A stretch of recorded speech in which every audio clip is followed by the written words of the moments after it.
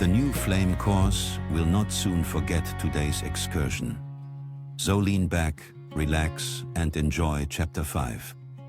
The first step beyond the horizon. Today is a special day in Runenthal. The first-year students spend it together with their trusted teachers. A whole day for arriving, understanding, and growing together. For Benjamin, this means even more, because the trusted teacher of the Flame Corps Club is none other than his brother Moritz, who only recently took on this responsibility. The day begins early. It is exactly 7 a.m. when Philip opens his eyes first. A narrow strip of morning light falls through the dormitory window. He hesitates briefly, then he grins, sits up, and begins waking the others. Benjamin and Robert jumped out of their beds immediately. For a moment, busy activity filled the dormitory as they hurriedly slipped out of their sleepwear. Philip nodded with satisfaction. At least two he could rely on. Emile, on the other hand, only blinked sleepily, slowly sat up, and let his legs dangle over the edge of the bed for a while. Only when Benjamin said to him with a grin, "There is breakfast," did Emile lift his head. Without another word, he stood up, as if someone had flipped a switch. Fritz, however, did not move. He had wrapped himself deeper into his blanket, pressed the pillow tightly against himself, and muttered something unintelligible. Philip stepped closer. "Fritz," he said warningly. No reaction. After they had washed up, they put on their clothes for the day, repeatedly casting glances toward Fritz's bed. But nothing happened. Finally, they looked at each other, silent agreement in their eyes. "All right then," Robert said dryly. Together, they got to work. One carefully pulled at the blanket, another grabbed the pillow. Fritz resisted half-heartedly, turned away, and growled something about it being far too early. But eventually he gave in, sat up sleepily, and ran a hand through his hair. "You are cruel," he muttered, but he could not quite hide a smile. A short while later, all five of them were ready. Proudly they wore their new robes, on whose chests the symbol of the Flame Corps Club glowed. Together they set off toward the dining hall. The corridors were already filled with quiet, murmuring voices. Somewhere dishes clinked, and the scent of fresh bread hung in the air.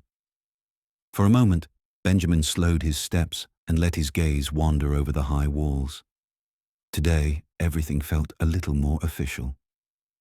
When they entered the dining hall, Moritz was already sitting at the table together with the girls of the Flame Corps Club. He was leaning back, relaxed, looked up when he saw the boys approaching, and a broad smile appeared on his face. "Well, boys, just in time," Moritz said with a laugh. "But you look good, exactly right for today." Alina playfully raised an eyebrow and crossed her arms. "And us?" she asked with a grin. "Or are compliments today only for latecomers?" Moritz laughed and raised his hands defensively. "Oh no, not at all. You of course look wonderful, otherwise I surely would not be sitting here at the table with you." Soft laughter went around the table. Then Moritz briefly stood up from his chair. "All right," he said, and calmly let his gaze sweep across the group. "Before we eat, we'll keep it very simple. We'll get to know each other briefly. Everyone just says their first name, nothing more. After that, we'll have breakfast, and after eating, I'll explain today's schedule." He nodded with satisfaction and gestured toward one of the girls. "All right, you," he said kindly, pointing at Nadine. "I am Nadine," she said calmly. "Fritz," Fritz muttered and briefly raised his hand. The round continued quickly. One name after another was spoken, brief, without fuss, accompanied by small gestures and short glances. When everyone was done, Moritz smiled, placed his hands on the table and said, "Good. And since we are friends now, I am simply Moritz." Emile leaned forward, looked at the richly set table and said dryly, "All right, but now I really have to eat. My calorie level is at rock bottom." And so they enjoyed their first breakfast together. The clinking of dishes, quiet laughter, and satisfied voices filled the table, and each of them felt that they were in good hands here. Moritz waited until the cups were set down again, then stood up and lightly tapped the table with his fingers. "All right," he began calmly. "Now we move on to the day's schedule." He smiled briefly. "I'm following my former trusted teacher, Magister Rosenkrieg. Back then, we took a journey through Runenthal with him, and along the way he explained everything important about the school to us." Moritz looked around. "The most important thing first, your classroom. That's where we're going together now. You'll get a feel for the room, and your weekly schedule is posted there as well. As far as I know, you already have botany with Professor Mooslieb tomorrow." Some nodded, others looked on curiously. "After taking a look at the classroom, you'll have some time for yourselves," Moritz continued. "And at exactly 9 o'clock, we'll all meet again in the entrance hall. From there, the actual day begins." Even before 9 o'clock, the members of the Flame Corps Club were already waiting in the large entrance hall. Students from different clubs stood together in small groups, some excited, others still quiet and observant. Voices echoed back from the high walls, footsteps sounded on the stone floor, and everywhere there was that special tingling in the air that announced a new chapter. Benjamin paused for a moment and looked around. Just a few hours earlier, all of this had still felt unfamiliar to him. Now he was waiting here together with the others, as if it were the most natural thing in the world. At last, Moritz entered the hall, accompanied by an older student. He stopped briefly and turned to the group. "This is Nicola Peer," he explained calmly. "She is a student mentor, and she will accompany us today." Nicola nodded kindly to the first years. "Remember, we won't be back until the evening, so if you've forgotten anything, go and get it now." Emil looked at her in alarm. "And what are we doing about food?" Moritz placed a reassuring hand on his shoulder. "Don't worry," he said with a grin. "I won't let you starve. There's good food everywhere in Runenthal." Moritz clapped his hands once. "All right then, let's go. Follow me." Together they walked through the great gate of the hall and then headed toward the eastern gate. Beyond it, a wide, open area unfolded.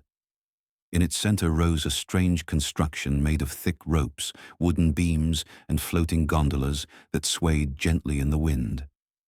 Moritz stopped. "This is our new cable car," he explained. "The dwarves only approved it a few days ago." A murmuring sense of amazement passed through the group. "Well then," Moritz continued, "not everyone fits into one gondola at the same time. Nicola will ride first with the girls. After that, I'll ride with the boys." He made an inviting gesture and smiled. "So, everyone aboard, ladies?" The girls hesitated for a moment. Skepticism lay in their eyes, but curiosity was stronger. One by one they stepped into the gondola, held onto the ropes, and cast last glances back. Slowly the gondola lifted off the ground, swayed lightly, and then began to move downhill until it grew smaller between the ropes. The boys stayed behind and waited patiently for their ride. Hardly had the gondola disappeared from sight when they began bombarding Moritz with questions: what awaited them, where exactly they were going, and how long the ride would take. Moritz, however, remained firm.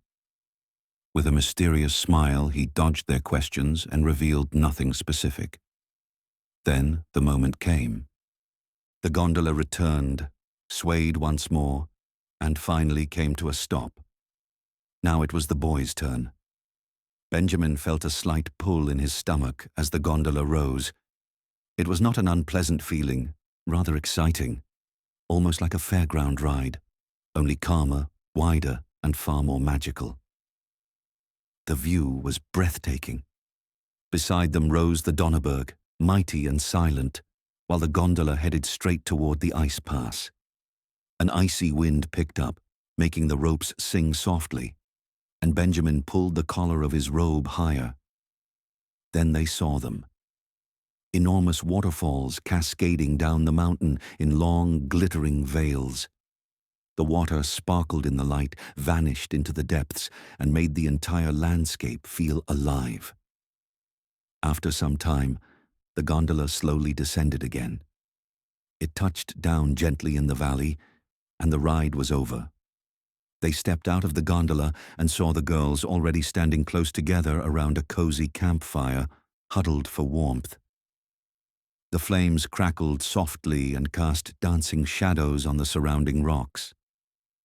Standing among them was a forest elf with long blonde hair falling freely over his shoulders. His posture was calm, almost relaxed, yet there was a hint of alertness in his gaze. Moritz stepped up to him and held out his hand. "Hello, Bug. Thank you for taking the time."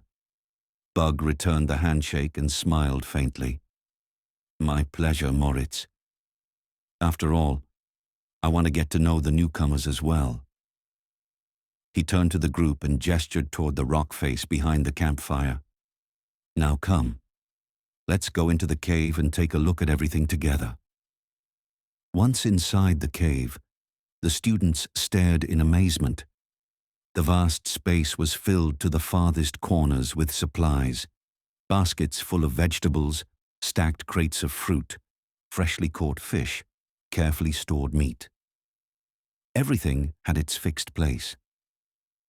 Bug gave them a moment, then explained calmly, "This is the natural storage chamber for Runenthal.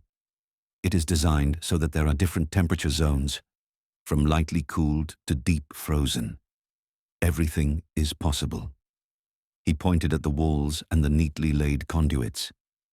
The giant and the dwarves started this project together many years ago. Some of the finer details are still being worked on even today.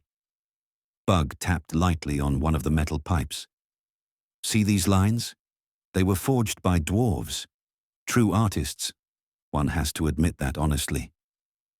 Then he smiled and added, "The giant handled the entire excavation.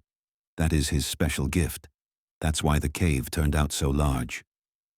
Bug led them further past long shelves. There lay countless fruits, stored lightly cooled, mangoes, bananas, apples, peaches, and many more.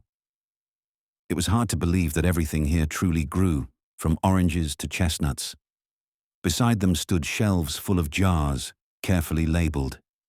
Jams in every color, preserved fruits, tomato sauces, ketchup, all homemade. "During harvest season, the elf women meet here," Bug explained. "Together they produce all kinds of sauces and jams." He lifted one of the jars. "The containers come from the dwarves. In the Flame Pass, they developed machines that press these jars into shape. After that, they are filled and sealed cleanly with rubber." Then Bug stopped and grinned. "And now I'll show you something special." He stepped toward a massive metal construction. "Come over here. This is our ice cube machine," he said with a laugh and pulled a lever. Water surged into a huge metal mold about 2 meters long and 1 meter wide. Shortly after, the mold began to move jerkily and disappeared on rails deep into the interior of the mountain. "That's where the water freezes," Bug explained. "Later, my brother John and I transport the large blocks of ice with our goat carts to wherever they're needed. Even you at the castle get fresh ice every day." He winked. "Now, thanks to the cable car, no magic is needed anymore." Bug gestured back toward the cave entrance where the fire flickered. "But come, let's go back outside. By the fire, I'll explain exactly how the castle's supply system works." Outside, everyone moved closer to the fire. The flames radiated pleasant warmth, and Bug began to explain, calmly, clearly, almost like a university lecturer. "You've probably already heard that magic is never free," he said. The balance between good and evil is closely tied to that. He leaned lightly on his staff. In the past, every morning some elves came down into the valley and gathered everything needed during the day. These supplies were brought to this clearing, and a mage, usually Magister Dunkelstein, transported them directly to the castle from here with a spell. Bug paused briefly. The next morning, all leftovers and waste were magically sent back down. That meant 2 major spells every single day. He looked around the group. Thanks to the cable car, we can now save all of that, and the forest elves no longer have to walk the long path to the castle on foot to get to work. Today they meet down at the forest tavern, Bug continued. My brother John or I pick them up there. We load your freshly ground flour from the mill and the freshly baked bread from the baker. Sometimes oil and fruit juice from Tenalian are added. Jack brings those across the Mist Lake. Bug smiled faintly. And that's how you are fully supplied. Leonie raised her hand. Where do we actually get that wonderfully scented soap and that toothpaste and all the care products? I've never smelled such scents before. Exactly, Alina chimed in. And they're so soft and gentle. I first thought it was magic. Bug shook his head with a smile. It is but a different kind of magic. Handmade without spells. In Tinalian, Ben and Ergi have taken it upon themselves to produce natural care products, he continued, completely without chemicals, made from various plants, oils, and charcoal. I don't know all the details myself. He looked around the group. So, that's your supply system. Any more questions? Nadine hesitantly raised her hand. How do you actually know how much we need each day, and what exactly will be cooked? Emile immediately cut in. Well, now that I'm here, they'll definitely need quite a bit more. Laughter rippled through the group. Even Bug had to smile. Then he explained calmly. Sally and Sabi create a weekly plan of what will be cooked. First, they coordinate with us about what we have in stock and in what quantities, so everything stays as efficient as possible. And every evening, Bug added, they send owls out with the information for the next day. That way the elves can prepare everything in time. Bug looked at Emile and raised a mildly warning finger, his expression still friendly. And don't worry, Emile. There's always a little more ordered than is eaten in the end. Whatever remains comes back down and goes to the pigs and chickens. They might be getting a bit less now, he added with a grin. He smiled with satisfaction. You see, nothing is wasted, and all of it without magic. Bug clapped his hands once. All right then, everyone onto my goat cart, he said with a broad grin. We've talked so much about food. Off to the forest tavern. Your lunch is already waiting. They climbed onto Bug's delivery cart, hitched to 2 large billy goats. As soon as everyone had taken a seat, the wagon jerked into motion. Hooves struck the path rhythmically. The cart swayed and rattled, making some laugh while others instinctively held on. It wasn't a comfortable ride, but it was fun and felt wonderfully alive. The path led past gentle hills, small clearings, and dense clusters of trees through which sunlight filtered. Along the way, Bug pointed to a farm set slightly apart. Over there is John's farm, he explained. Between pastures and low stone walls, the buildings looked calm and inviting, as if they had always belonged exactly there. Finally, the forest opened up, and the forest tavern came into view. In front of the building stood a large, rustic wooden table. Plates, glasses, and cutlery were already neatly laid out on it, and beside them stood 2 large jugs filled with fresh apple juice. Moritz jumped down from the cart first. Come on, sit down, he said cheerfully. Something wonderful to eat is coming right up. In this moment, a forest elf stepped up to the table. Hello, newcomers, he said kindly. I am Figo, the innkeeper of the forest tavern.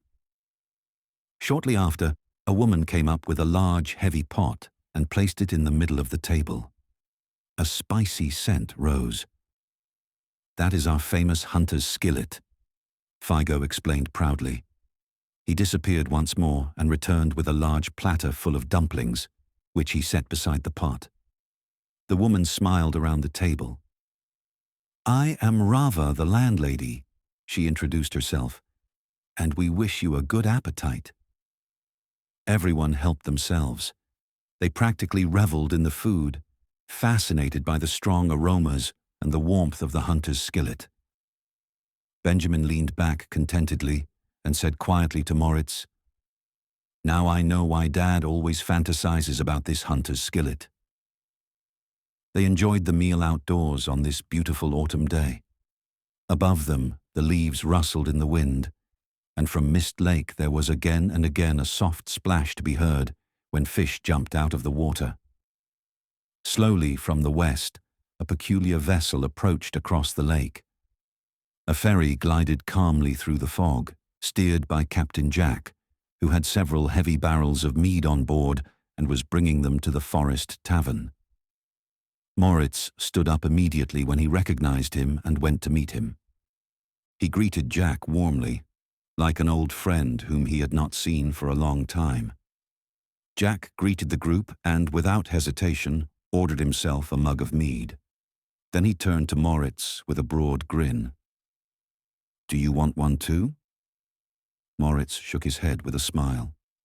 "No, thanks. I am out today as a teacher." "Ah, right," Jack said and nodded appreciatively. "Macro told me. I congratulate you. That probably means you'll be here in Runenthal for quite a while. That makes me happy." Moritz shrugged lightly. "Well," he said modestly, "we'll see." At this moment, a second ferry also docked from the south. Moritz went to meet it immediately, and soon Jack, Macro, and Moritz were standing together. They laughed, clapped each other on the shoulders, and chatted like old friends who had far too much to tell each other. Benjamin watched the scene thoughtfully for a while. Suddenly it occurred to him. He already knew Macro. He had been there on his very first day, back then on the meadow where they had arrived. Then Moritz stepped back up to the students' table. The faces were full, satisfied, and full of expectation.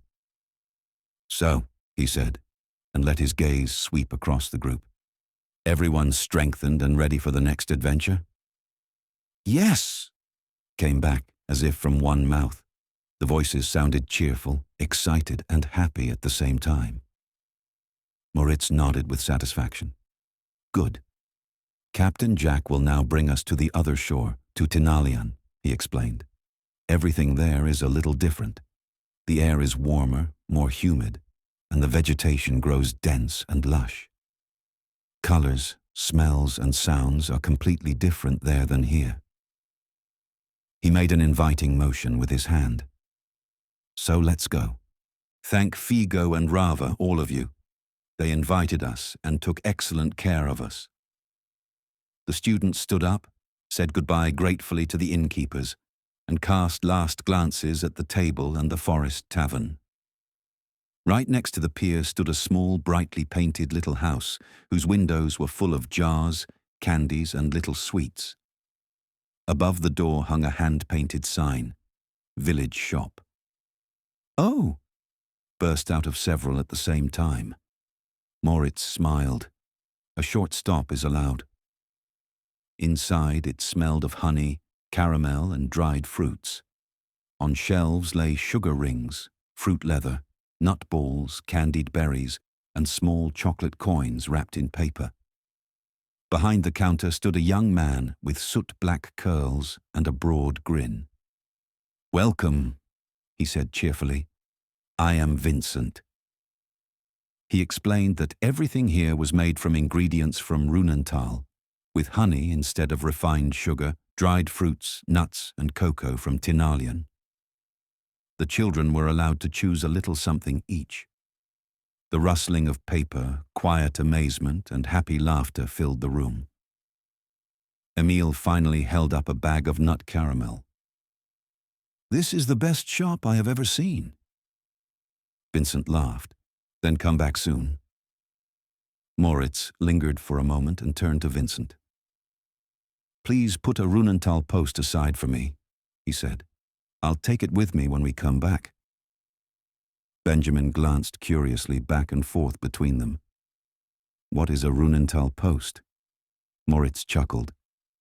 "That is a newspaper Igor publishes," he explained. "It tells what is going on, where people are celebrating, and what is new." He winked. "Very helpful for planning the weekends." With sweet supplies in their pockets, they stepped back outside and gathered by the shore, where the ferry was already rocking softly at the wooden pier. Jack's ferry was no ordinary boat. Its hull consisted of dark, weathered wood, reinforced along the edges with broad metal bands, clearly dwarven work.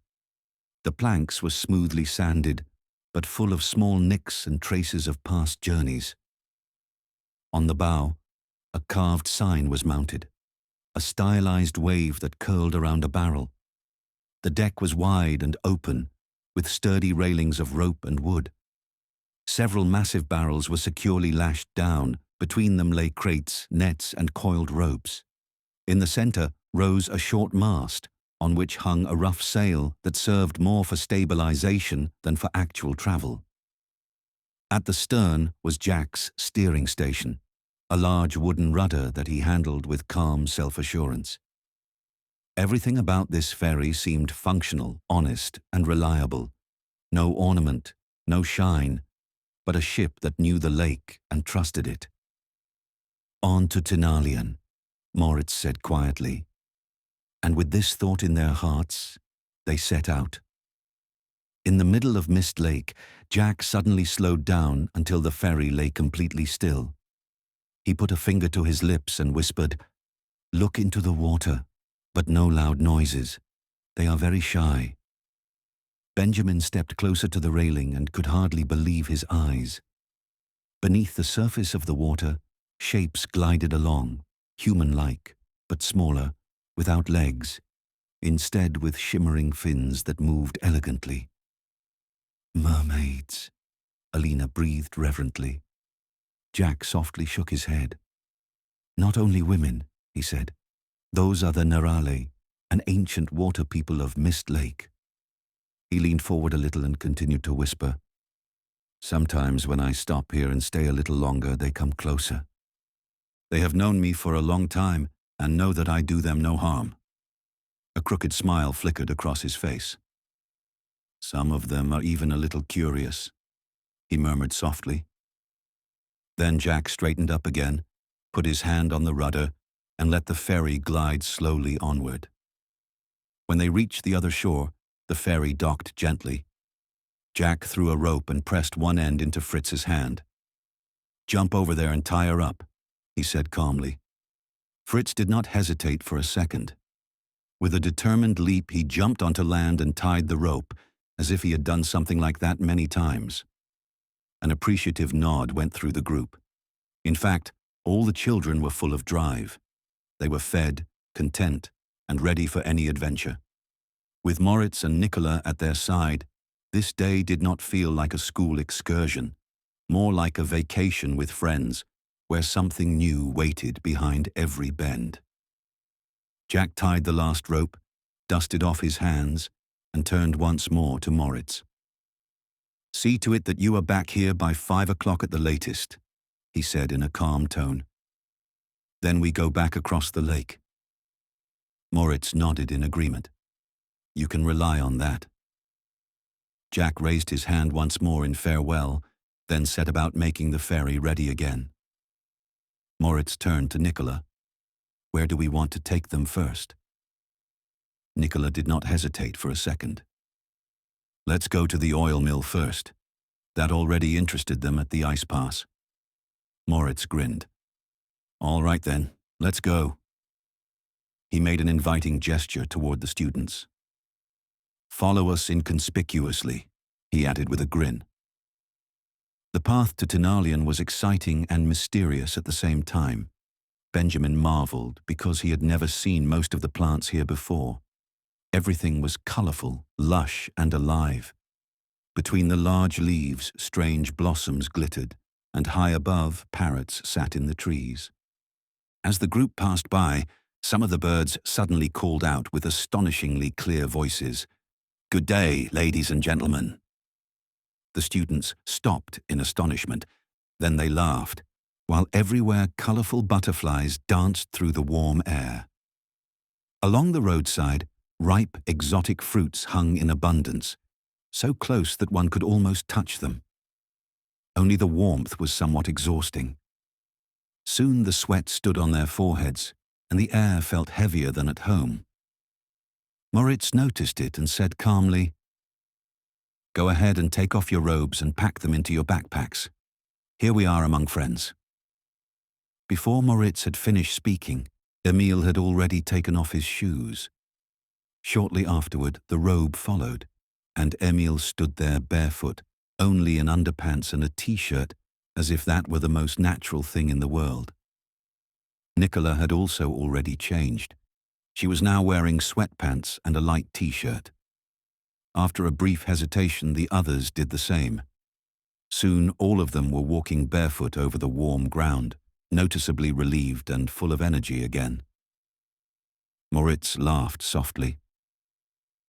"Don't worry," he said, when he noticed a few uncertain looks. "The elves here are used to that from us." After a few minutes, they reached a stream bed through which clear water flowed. It babbled lively over round stones and drove a large wooden water wheel that turned steadily and creaked softly. Right behind it, half hidden between trees and dense greenery, stood a small mill, from whose interior a warm, nutty scent streamed. Moritz stopped, raised a finger to his lips and whispered, "Do you see over there?" He pointed forward. "Ergi is lying in the hammock. Come quietly," he added. "We'll sneak up on him." Everyone tried to be as quiet as possible. Step by step they moved forward. Every breath suddenly seemed too loud. Benjamin felt a slight queasy feeling in his stomach. How would Ergi react? Finally they stopped, completely still. They had spread themselves around the hammock. Moritz began and started to whistle softly, at first barely audible, then a little clearer.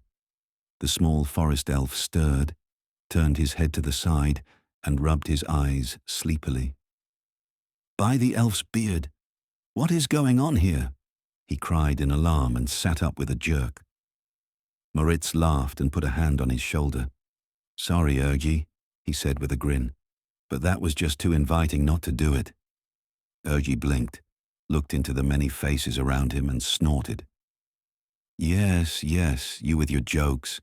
One day I'll still get a heart attack because of you." Then he sighed, grinned crookedly and said, "All right then. Hello, everyone. And if Ben comes, I was not sleeping. Understood?" Everyone nodded eagerly. "Where is Ben, actually?" Nicola asked curiously.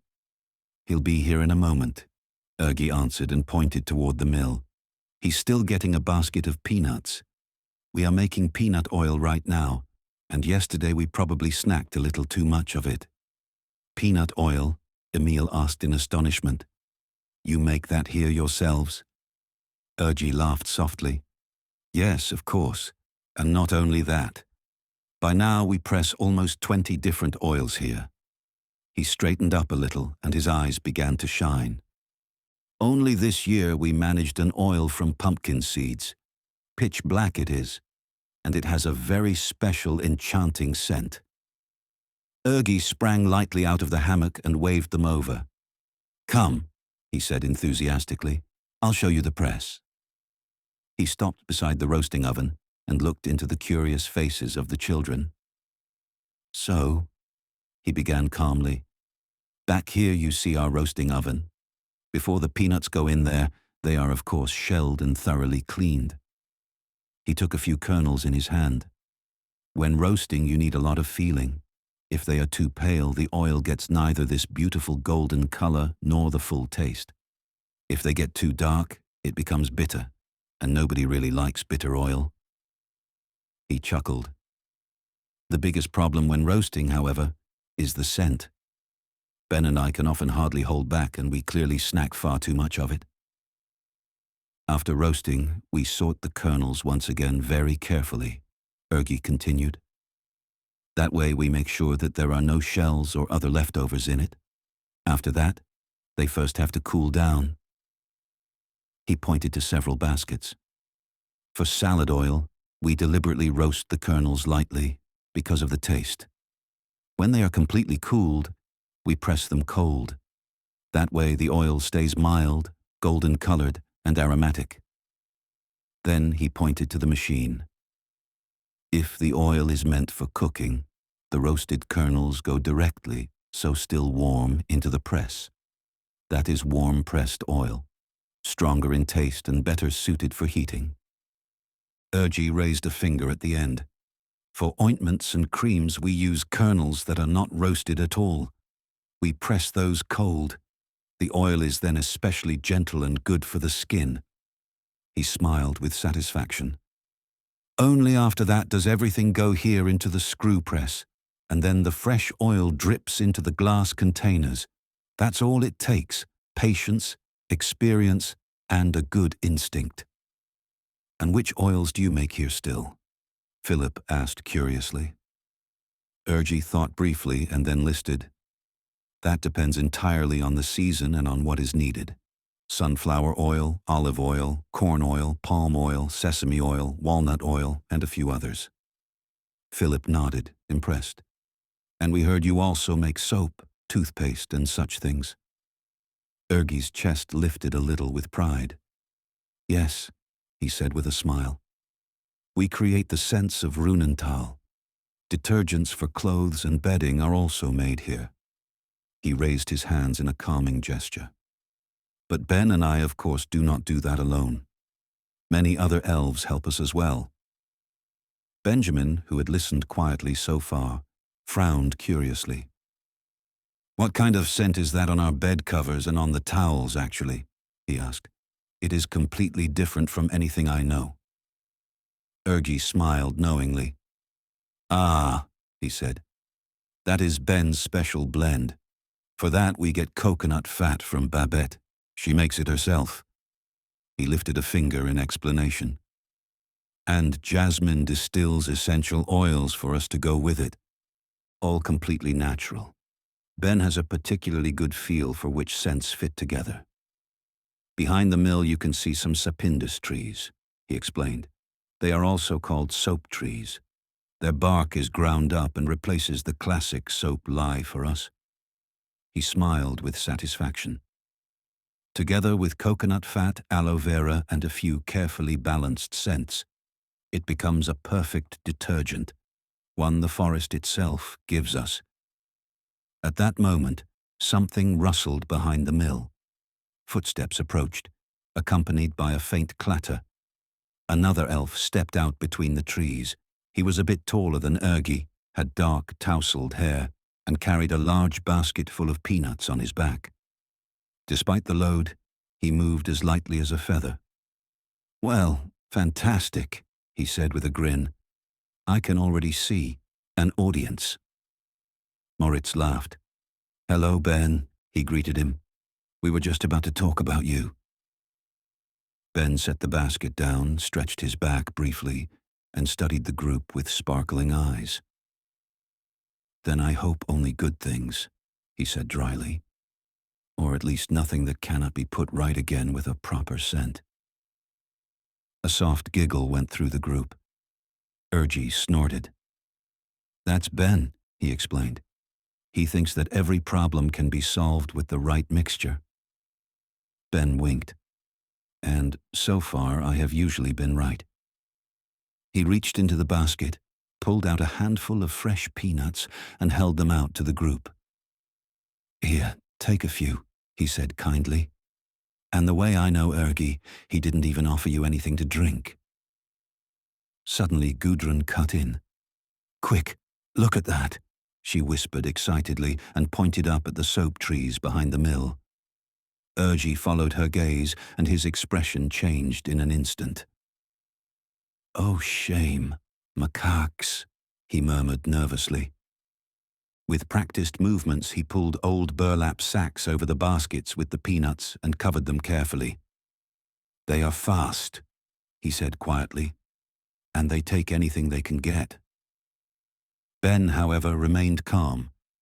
He grabbed a few old bananas, weighed them briefly in his hand, and hurled them far toward the treetops. "Watch your stuff," he said evenly. "Otherwise they'll steal the hair right off your head." Excited screeching sounded from the trees.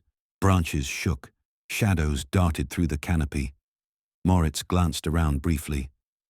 "We have to move on anyway," he said firmly. "Come on, we'll run before they get any stupid ideas." It's fine, Ben said and waved it off. "Run to Tisoi. They are afraid of the boiling kettles, and besides, he is making fresh orange syrup right now." "Yes, that was what we intended anyway," Moritz said. "Now go, quickly." The children hurriedly set off. They ran as if something were right on their heels. Everywhere there were snaps and rustles, shadows flickered between the trees, and for a moment it felt as if they were being chased. Then came the relief. The turn-off to Tisoi's brew house.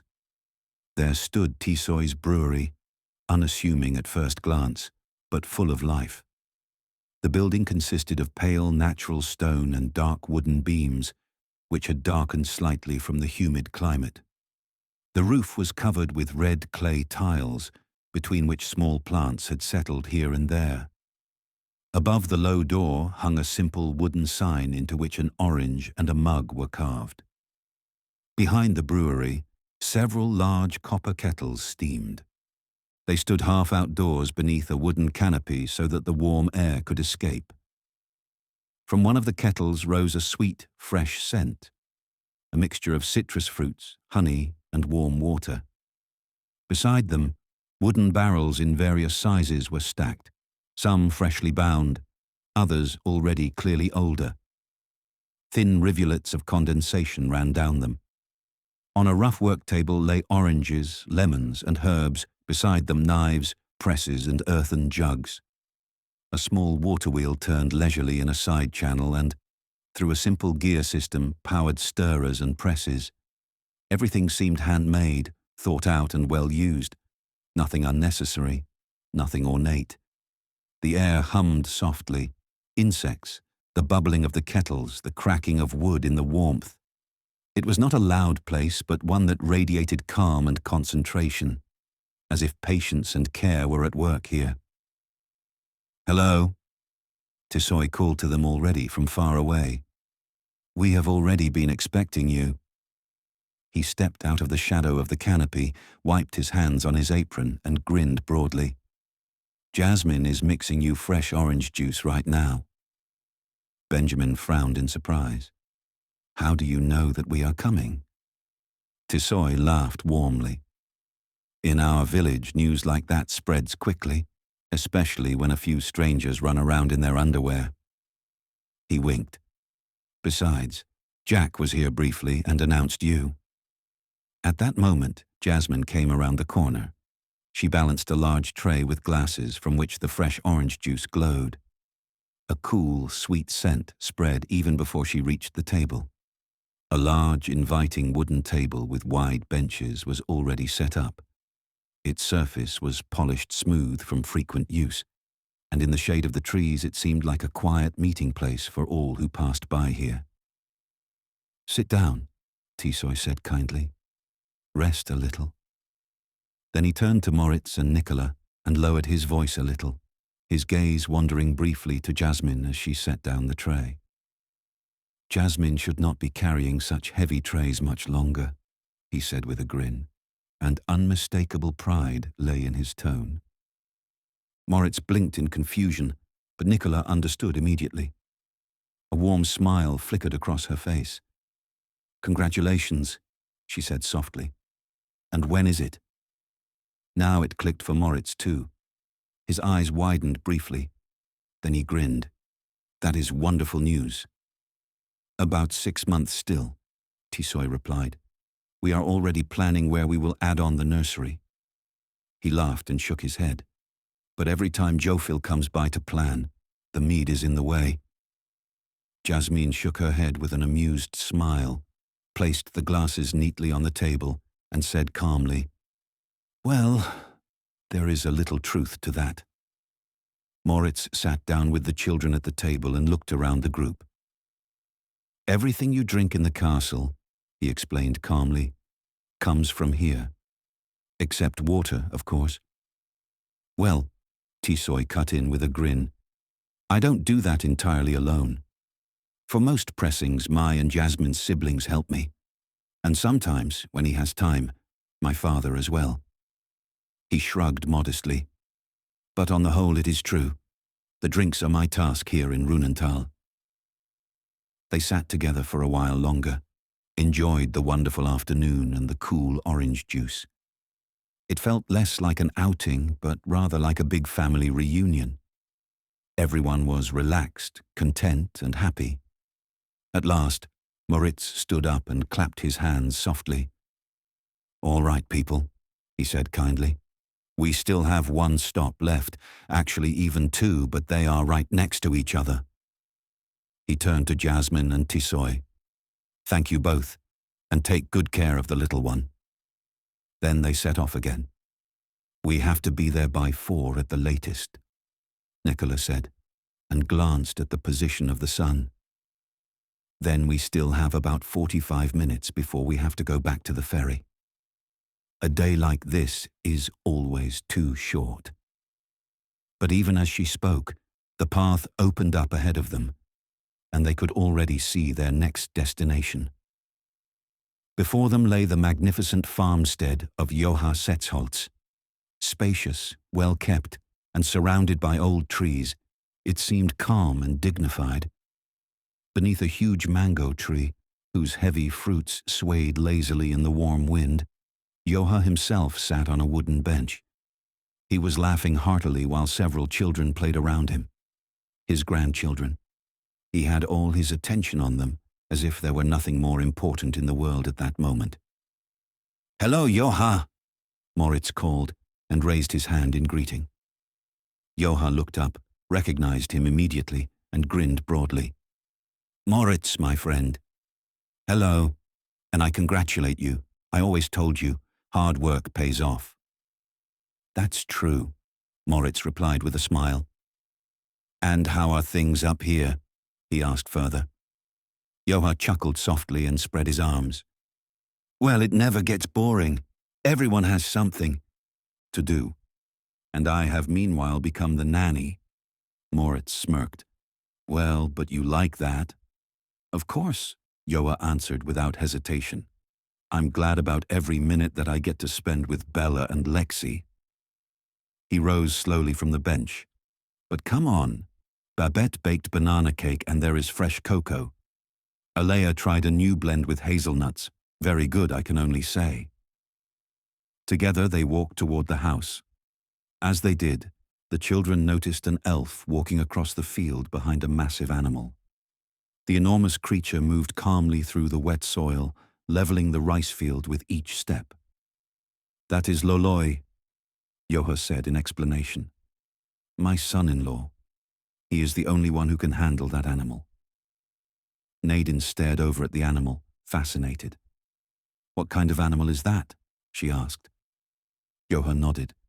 "That is a carabao, a water buffalo from Southeast Asia."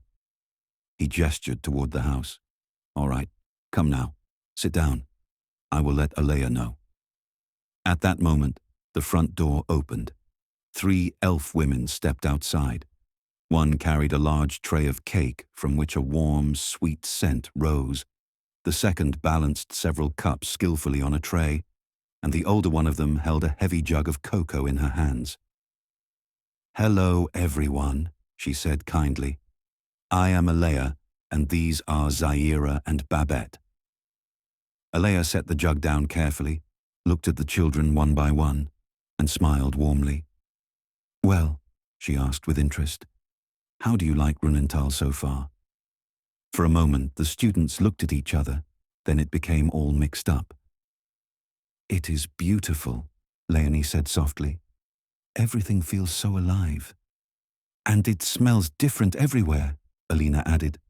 Not just good, but somehow special. Benjamin thought briefly. It is much bigger than I imagined, he said honestly. And yet it does not feel unfamiliar. Emil grinned. And the food is fantastic. I think I could be very happy here. A soft laugh went through the group. Alea nodded with satisfaction. Then you are exactly right here, she said calmly. Runenthal needs people who can still marvel and who enjoy what they encounter. Babette cut the cake while Zaira carefully distributed the pieces onto small plates. At that moment, Bella and Lexi also came running around the corner. Bella did not hesitate for a second, climbed happily onto Nicola's lap and cuddled in there.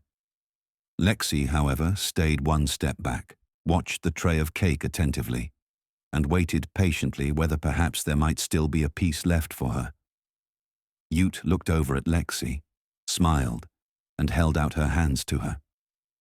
Lexi hesitated briefly, then cautiously climbed onto Ute's lap. Ute put an arm protectively around her and said softly, "I'll share with you, okay?"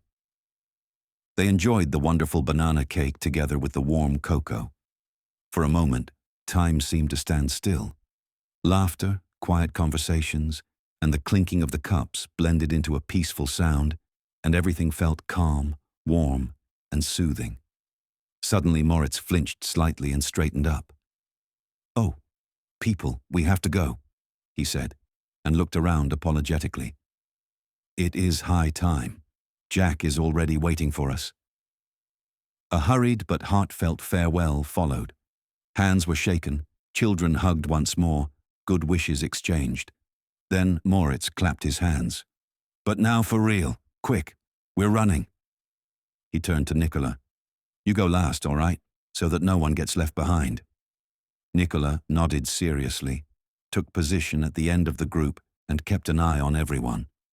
And so they set off again, hurrying but laughing with full hearts and the feeling of having gotten to know a truly special place. Finally, arriving at the pier, sweaty and out of breath, they stepped onto the ferry. Captain Jack had already prepared everything and only rolled his eyes when he saw the group. Moritz raised his hands apologetically. I know. It's only 5 minutes." Jack snorted softly. "Yes, and in your world every ferry would have been gone long ago by now." "Yes, that's true," Nicola said with a grin. "But luckily we are here." Jack jerked his thumb backward. "Over there are water barrels. Freshen up and get dressed again. You probably don't want to march into the castle like that," he added with a grin. So they gratefully rushed to the barrels, drank eagerly, and washed their faces and arms. Only then did they get dressed again. No sooner were they finished than the ferry docked already on the western side of Mist Lake.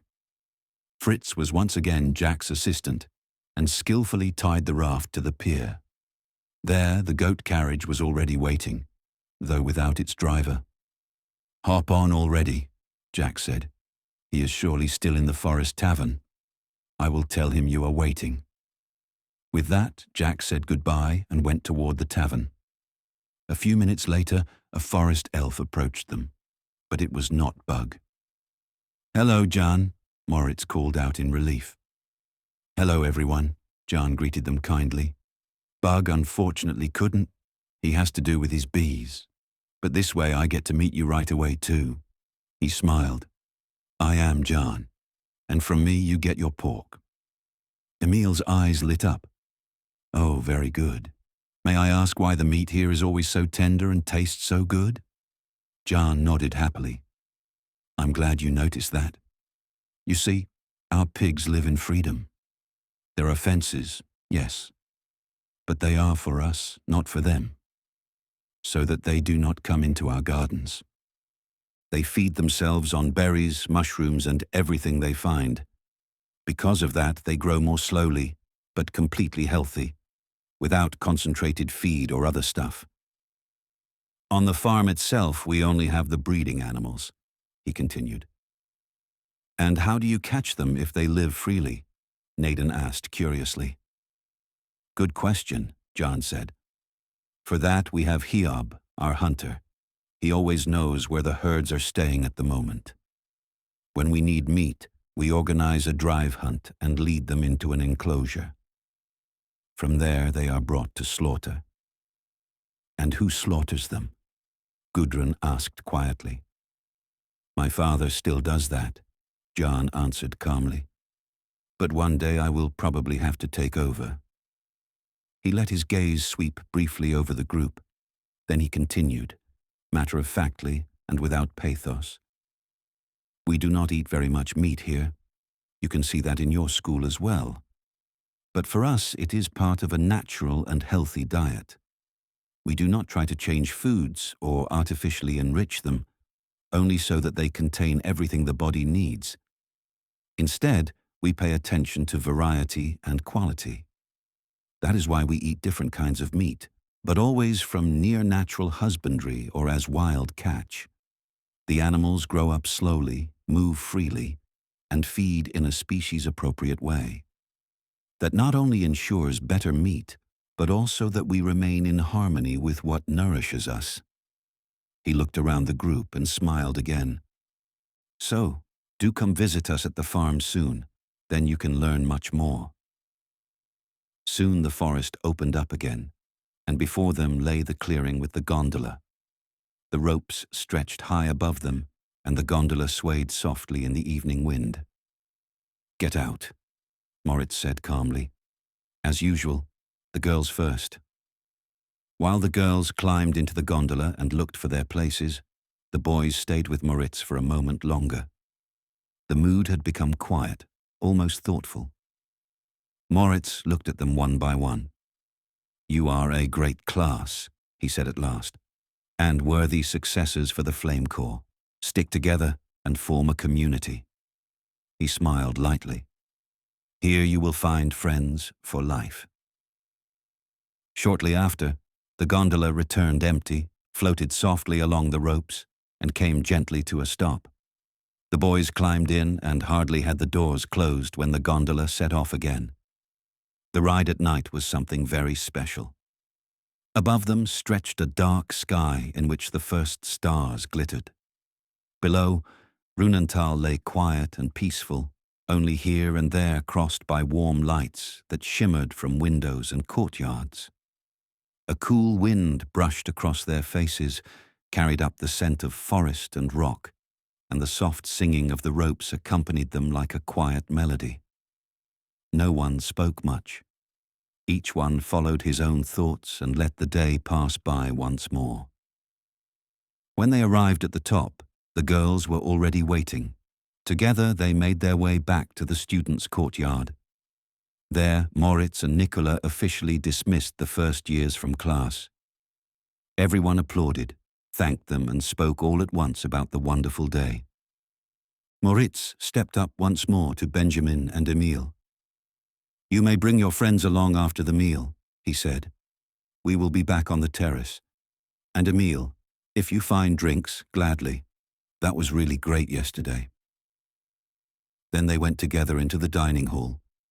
In the warmly lit dining hall, all 10 sat down together at a long table.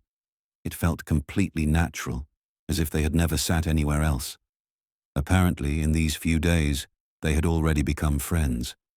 In front of them, bowls with dumplings, various vegetables, mushroom sauces, fresh bread, and only a few platters of meat were set down. The scent was hearty and yet light. Emil looked at the food attentively for a moment. Now it only really strikes me, he said thoughtfully. It is really little meat when you see how many side dishes there are here. Ute nodded in agreement. True. But the variations of the side dishes are so good that you don't miss anything. Yesterday I didn't take any meat at all, only dumplings and that mushroom sauce. Several murmured in agreement.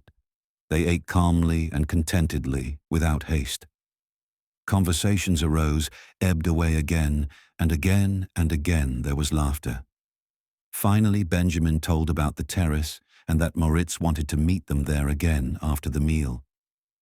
Immediately everyone was enthusiastic, another little highlight on this already special day. When they were finished, Benjamin stood up. "Okay, then we'll meet in the hall in a moment," he said. "I collected a few grasshoppers today. I'll quickly bring them to bingo." Amalia waved to him. "Here, I have a few too," she said, and handed them to him. Emile turned to Robert. "You have to help me. Come with me." Together they left the dining hall. Outside, Emile stopped in front of an unremarkable door and knocked. A young forest elf opened. "Hello, Nepomuk." "Hi, Emile," he grinned. Emile hesitated briefly. "Do you think we can take something to drink with us? Like yesterday? For the terrace?" Nepomuk nodded at once. "Sure. I've already spoken with Sally. Upstairs there are glasses ready for you. Just put them on the first table. I'll pick them up later."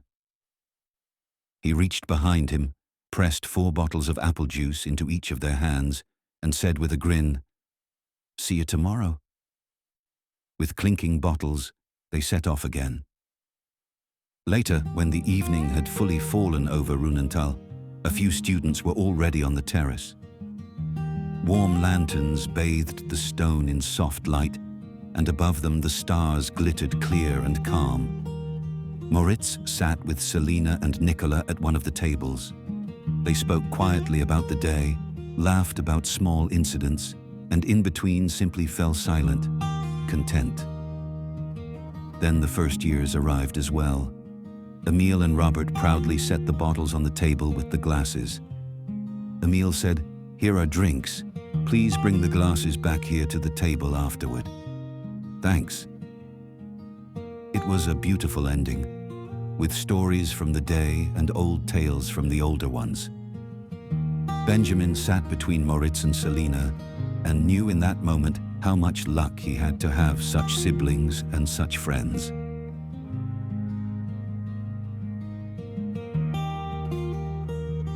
So friends, that's it for today. And what did you think of the young Flame Corps members? Exciting, wasn't it? If you're curious to see what the characters look like behind the scenes, be sure to check out our page. There you'll find playlists featuring the different characters. In the accompanying descriptions, you can learn more about each performer and their role. The lists are constantly being expanded until everyone is included. Until next time, take care and see you soon.